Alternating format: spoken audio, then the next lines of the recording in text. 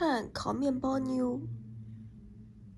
今天是工作日的第一天，然后，但是床上有一个这么可爱的小面包咪，然后外面还在下雨，根本就不想去上班呀，就只想在家里抱着我们可爱的妞妞睡觉，是不是？妞妞也是这么想的吧？是不是啊？妞妞肯定想着，哇塞，这么好的天气，就是要和妈妈在家里睡一天呢，上什么班呢？对不对？哼哼，好可爱！看这个小手手，还踹在这里，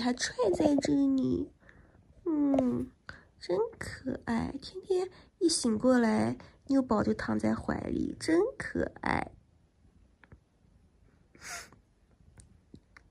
那这个大脑壳，这么一看，就显得脑袋好大哦，是不是？但是其实我们是小脸咪，